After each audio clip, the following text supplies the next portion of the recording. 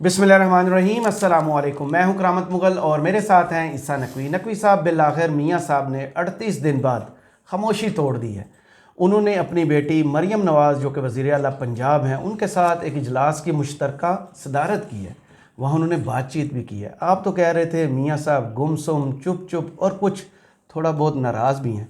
शक दूर हो गया आपका? वो यानी कि एक मुहावरतन कहा जाता है कि जो शक है ना वो पक में तब्दील हो गया। अच्छा, तो अब तो आप कह रहे हैं कि शक दूर हो गया, शक पक में तब्दील हो गया भाई। सही। असल में मियाँ साहब ने जो गुफ्तगू की है ना, उस जब आप गुफ्तगू को पढ़ते हैं, सुनते हैं, तो आपको लगता है कि यार ये तो मामला गड़बड़ है। अच्छा। क्योंकि इधर से नवाज शरीफ साहब की गुफ्तगू रख लें, उधर से उनके जो मशहूर प्यादे हैं नवाज शरीफ साहब के, नजम सेठी, उन्होंने को राज खोलने शुरू कर दिए शहबाज शरीफ के। तो ये बड़ा भाई छोटे भाई पे सर्जिकल स्ट्राइक्स क्यों कर रहा है, ये सवाल नहीं पैदा होता। दुख होगा इसी बात का। देखें मियाँ साहब की जो आखिरी पब्लिक अपीयरेंस तो उनकी हुई है, लेकिन किस तरीके से एक रोबोट की तरह आए, आके उन्होंने वो म्यूटेड किस्म की जो वीडियोस हैं वो जारी की मुस्लिम लीग नून ने, उनसे मंसूब बयान जो है वो चलाए, कोई तस्वीरें सामने आ गई।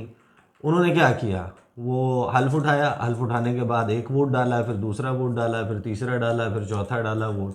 इसके अलावा तो उनकी कोई एक्टिविटी नहीं थी। या वो कोई गए हल्फ बर्दारी की तकरीब में, गुफ्तगू कहीं नहीं की, सही। लोगों के साथ इंटरेक्ट नहीं हुआ एक क्लोज्ड सर्कल के अलावा। तो जो शक है या जो चैम गोइयाँ हैं वो सिर्फ हम तो नहीं कर रहे थे, वो हर शख्स कर रहा था। और नेचुरली कि आखिरी मर्तबा उनको गुफ्तगू करते हुए जब सुना गया था, वो 9 फरवरी की रात जब उनको खींच खांच के लाए हैं मॉडल टाउन, और वो बालकनी में खड़े होकर उन्होंने अपनी एक विक्ट्री स्पीच की है, वो उनकी आखिरी गुफ्तगू थी। उसके बाद उन्होंने कहाँ को पब्लिकली स्पीच किया या एड्रेस किया। सही। उससे पहले तो वो बड़ा खिलखिलाता हुआ सारे मौके छीन लिए गए, तमतमाता हुआ चेहरा, वो जनाब वो मोटरवेज के वादे और ये सब कुछ। लेकिन ये जो दो चीज़ें हुई हैं ना, इसके ऊपर ये जो सारी डेवलपमेंट्स चल रही थी, इसके ऊपर चैमगोइयाँ हर जगह हो रही थी कि मियाँ साहब जो हैं उनका क्या हुआ है, इतना इतना शदीद किस्म का हार्ट ब्रेक के।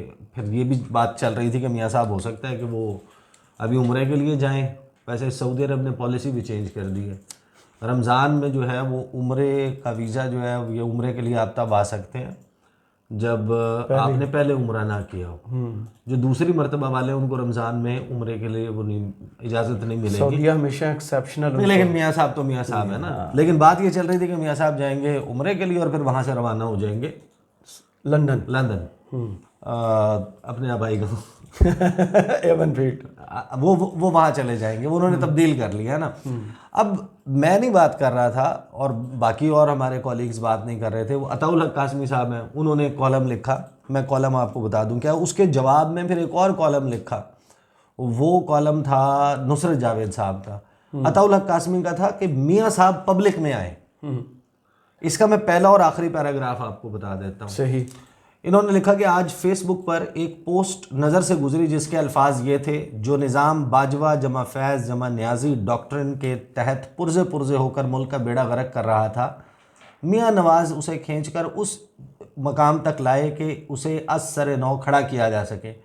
एन उस वक्त मियाँ साहब को साइड लाइन कर दिया गया। उस निज़ाम में मियाँ साहब इज़ नो बॉडी।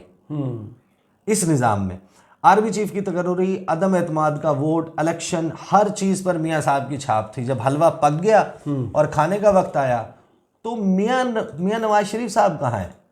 अब तो उनकी इलेक्शन विक्ट्री को भी मशकूक बनाया जा रहा है। मियाँ साहब टुक टुक दीदम दम न कशीदम की तस्वीर बने हुए हैं। सही। कि हसरत से तके जा रहे हैं। बहरहाल आखिर में वो कहते हैं कि मसला एक नहीं, एक से कहीं ज़्यादा है। एक बड़ा तजाद इमरान खान के हवाले से भी नज़र आता है। एक तबका उनकी 9 मई की साजिश में शिरकत को भुला देना चाहता है और दूसरा ये जुर्म माफ़ करने का हामी नहीं। और यूँ सूरत हाल गड़बड़ सी होकर रह गई और इदारों के डिसिप्लिन पर सवालिया निशान बनी हुई है। इस सिचुएशन में मियाँ साहब को अपनी मौजूदगी का भरपूर मुजाहरा करना चाहिए। वो पार्टी की मीटिंग्स और मशावरत में शामिल ज़रूर होते होंगे, मगर लोग अपने लीडर को अपने दरमियान देखना चाहते हैं। सहाफ़ियों से मुलाकातें करें, अदीबों और दानिश्वरों से अपने पुराने रवाबित बहाल करें और इसके अलावा भी अपनी मौजूदगी का एहसास दिला सकते हैं। ज़रूर करें।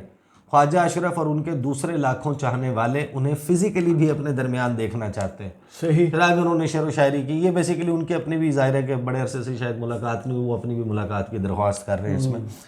तो उसके ऊपर नुसरत जावेद साहब ने कॉलम लिखा, बोल के लब आज़ाद हैं तेरे, याद नहीं दिलाऊंगा, तहरीर नुसरत जावेद। ये कॉलम भी पढ़ लें, उसमें भी ये हवाला कासमी साहब की तहरीर का और ये कि मियाँ साहब आपने तो इतनी इतनी चीज़ें बतानी हैं, ये जवाब दें, सही बताएं लोगों। बेसिकली उसका भी लुबे लुबाब ये है। अब मियाँ साहब जो हैं उनकी रूनुमाई जो 38 दिन गुजर गए, 9 फरवरी को, 18 मार्च को एक इजलास होता है और उस इजलास में मियाँ साहब नज़र आते हैं कि वो मरीम नवाज साहिबा के साथ बैठे हुए हैं और वो को चेयर कर रहे हैं, सदारत कर रहे हैं इजलास की। अच्छा, इसमें उन्होंने जो कहा और नजम सेठी ने जो कहा, इस पर आने से पहले पहली बात तो ये कि मियाँ साहब की वहाँ पर जो प्रेजेंस है उसकी क्या तुक है। मतलब मियाँ साहब सीएम साहबा के अब्बू हैं।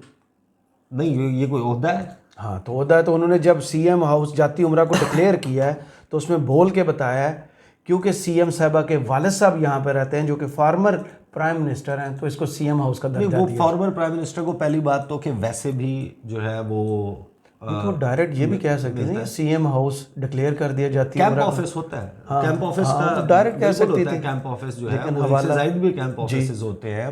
हमने 3 देखे थे लाहौर। वज़ीर आला के, प्राइम मिनिस्टर के, इनके कैंप ऑफिस तो होते हैं।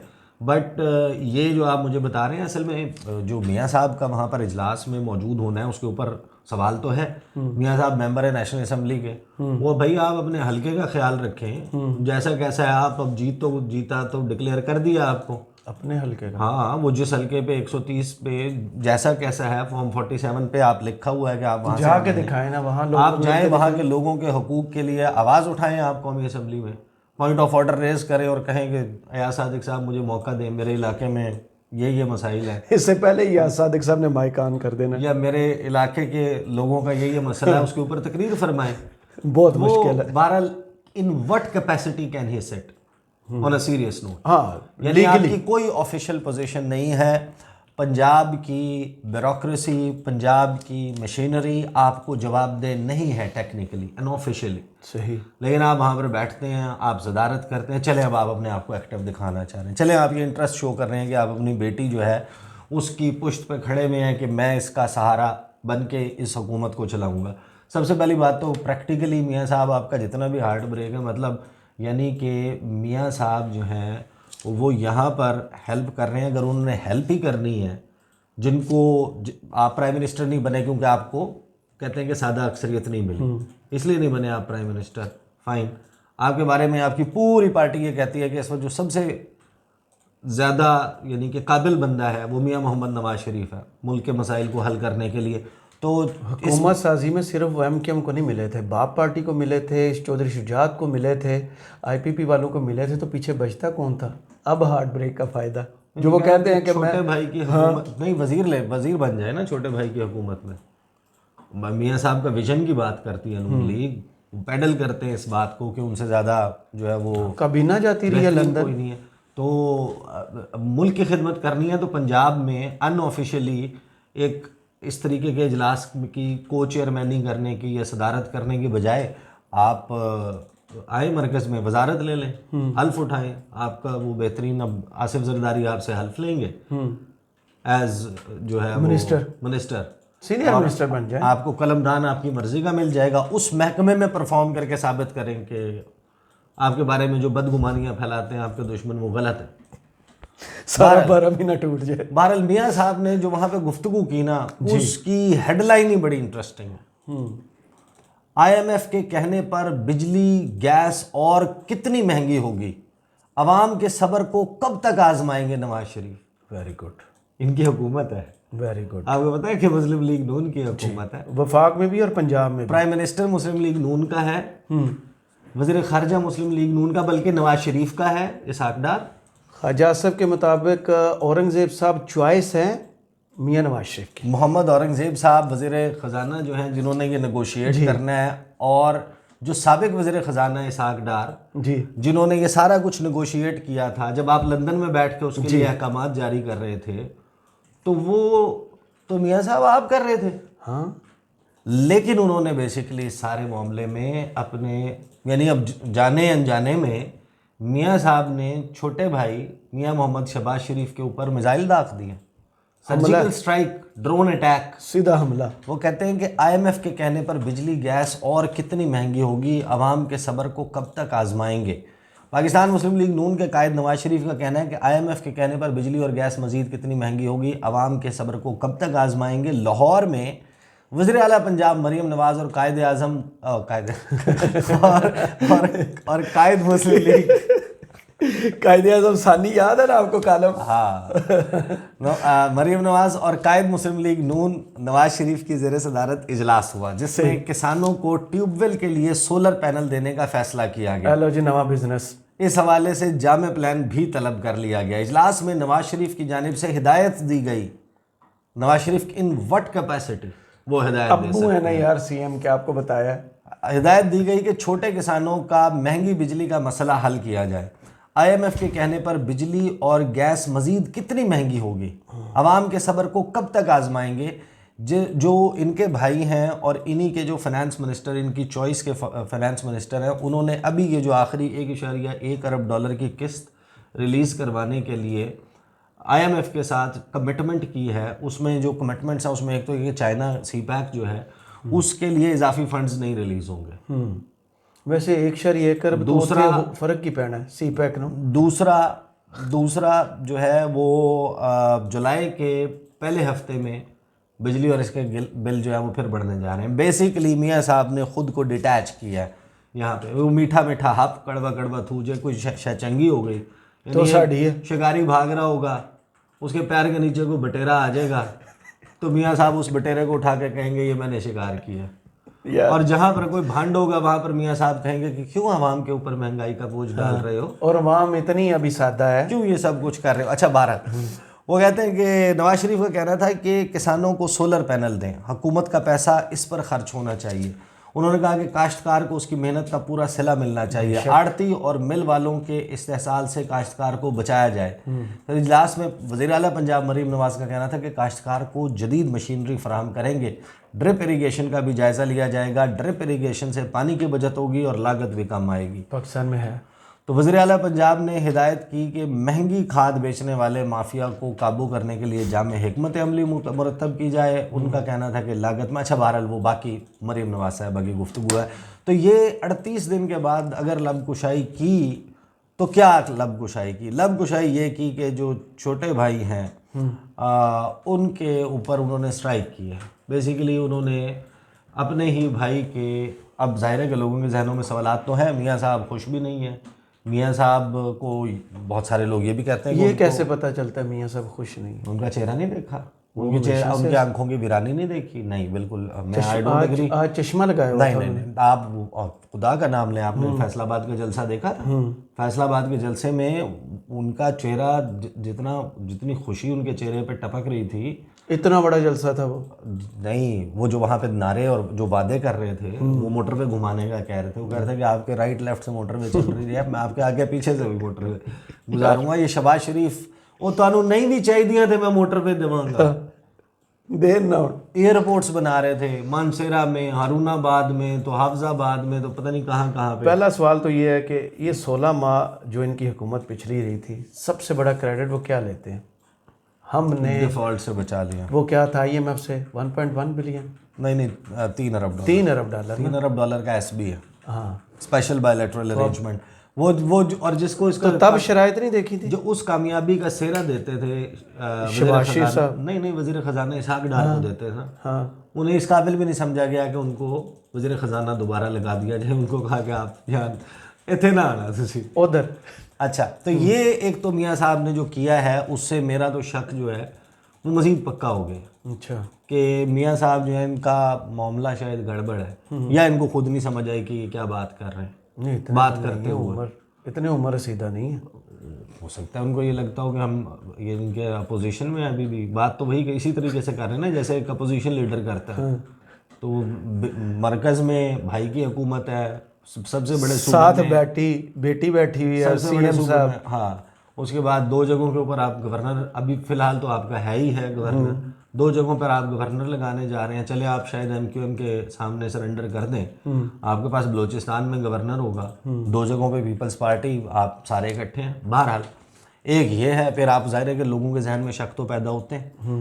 शक इस तरह से पैदा होते हैं कि नजम सेठी साहब की आपके साथ कुर्बत, मोहब्बत, प्यार, एक दूसरे के साथ एतमाद का रिश्ता, नजम सेठी ने भी सही वो पकड़ा हुआ था। मतलब वो मेरे ख्याल में चेयरमैनशिप वापस मांग रहे हैं, पार्ट टाइम जो है वो सहाफ़त करें और उसके बाद कभी आप निगरान वज़ीर आला पंजाब बन जाएं, कभी आप चेयरमैन PCB 2 दफ़ा बने जी। वो कश्ती का सफ़र भी सबको याद है नजम सेठी साहब का। अब जो नजम सेठी साहब है ना, उन्होंने अभी PSL आज हमने देखा इख्तिताम पजीर भी हुआ और मेरी टीम भी जीती है। हाँ, इस्लामाबाद यूनाइटेड, वो खाली था सारा स्टेडियम कराची में, अदरवाइज़ क्राउड पुल करने में नाकाम रहा। कोई खिलाड़ी भी जो टॉप क्लास प्लेयर्स हैं नहीं आए, वो उस तरीके के नहीं आए, यानी कि 8-10 आए होंगे टोटल। इवन अफगानिस्तान के एक क्लास खिलाड़ी नहीं आए, तो खिलाड़ी उस तरीके से नहीं आए, वो मीडिया के ऊपर भी हाइप नहीं बन सकी। चले हमारे यहाँ एक ख़ास किस्म की सिचुएशन। अब नजम सेठी ने उसके ऊपर एक लंबा चौड़ा सेगमेंट किया, मतलब जाहिर है कि बहुत सारे लोग उसको समझेंगे कि ये जो क्रिटिसिज्म है उनकी तरफ से वो नौकरी की दरख्वास्त है कि मुझे दोबारा आप कहीं लगा दो। हाँ, लोग मोहसिन नकवी साहब के पास 2 उन्होंने कोई 12, 14, 15 मिनट जो सर्व किए हैं ना, उसमें उन्होंने एक बारीक काम किया जी। यानी उन्होंने ज़का अशरफ को भी धोया, एहसान मानी को भी, रमीज़ राजा को भी, ये जो अभी गुजरे हैं जो पीपल्स पार्टी ने लगाया ज़का अशरफ, इन सब को भी कि मैंने तो PSL ऐसे किया था, ऐसे किया था। अच्छा, उनके दौर मोहसिन नकवी को कुछ नहीं कहा? नहीं, मोहसिन नकवी को भी अच्छा रगड़ा उन्होंने सारों को लगाया। सही है। वो जाहिर है कि वो कहते हैं कि मेरा ब्रेन चाइल्ड था, मैंने ये किया। अच्छा, PSL की रौनक तो थी एक वक्त, बिल्कुल ऐसे ही है। और अभी सवाल तो बनता है कि क्या ये नजम सेठी फैक्टर था? नहीं, नजम सेठी या जो भी था, बहरहाल नवा एडिशन था कैसे। बहरहाल उसमें नजम सेठी साहब ने जो रौनक ठीक ना होने की कुछ वजूहात बताई ना, उसमें वो बड़ी बारीक तरीके से एक और काम कर वारदात डाली। हाँ, उन्होंने राज खोले हैं। अच्छा, यानी वो बता रहे थे कि किस तरीके से जनाब मैंने खड़ा किया था PSL को, और PSL फिर गिरना शुरू हुआ तो कैसे कैसे गिरा।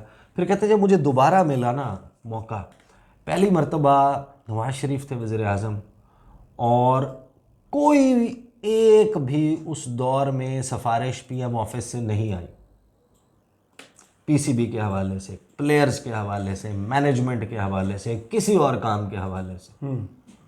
तो मुझे लगा कि बगैर इंटरवेंशन के बंदा काम करता है तो बड़ा बेहतरीन करता है। कहते फिर मुझे शहबाज शरीफ के दौरे हुकूमत में चेयरमैन PCB लगाया गया, वो भी फिर उनके उतरने की कहानी बताई। लेकिन साथ में कहते हैं मुझे तो लगा था वैसे ही चलेगा, लेकिन शहबाज शरीफ ने एक दिन मुझे बुला लिया। अच्छा, सिफारिश डाल दी, कहते कि इसको अपने पास ना वो CEO लगा ले एक बंदे को। कहते हैं मैंने कहा कि ये पहले भी हमारे पास सर्व वगैरह कर चुका है, और कोई एक तो इतना वो है भी नहीं, और दूसरा हमारा तो CEO है। तो शहबाज शरीफ ने कहा यार आप CEO लगा ले। किधर एडजस्ट करो कि CEO लगा ले, अगर आप CEO नहीं लगा सकते तो यानी chief operating officer, chief executive officer लगा दे। नजम सेठी ने कहा वो तो मैं हूँ। हमारे यहाँ चेयरमैन जो है वो CEO भी होता है। जी बिल्कुल वही। तो शहबाज शरीफ कहते नहीं कुछ करें ना, कहीं एडजस्ट करें। तो कहते ये जो इंटरवेंशन है, अब यानी उन्होंने बाकायदा अभी भी जो सारा मुद्दा है, क्योंकि शहबाज शरीफ दोबारा मौजूद हैं बतौर प्राइम मिनिस्टर, और PCB ज़ाहिर मोहसिन नकवी के पास है जो वज़ीर दाखिला भी हैं, तो उन्होंने बेसिकली शहबाज शरीफ के ऊपर वो डाला है। अब ज़ाहिर है कि नजम सेठी साहब जो हैं वो जब ये बातें कर रहे हैं, क्या ये आखिरी बात कर रहे हैं, मज़ीद भी करेंगे। तो मियाँ साहब जो बेसिकली इस वक्त बहस चली हुई है, सेनेट की टिकट्स देख लें, हुकूमत साजी देख लें, नून लीग उसकी सफाइयाँ शफाइयाँ सब कुछ दे रही है। मियाँ साहब ने 38 दिन के बाद ज़बान खोली, जो खोली उसमें लोगों के जहन में मज़ीद शक आ गए हैं कि एक दिन हाल। तो बस ये सूरत हाल है। मेरे हाल में सदारत वापस मांग रहे हैं कि सदारत वापस आए तो पूरी पार्टी का कंट्रोल हासिल करें। बहुत शुक्रिया ईसा नकवी आपके तजिए का। कमेंट्स बॉक्स में ज़रूर बताइएगा वीडियो आपको कैसी लगी। इजाज़त दीजिए, अल्लाह हाफ़िज़।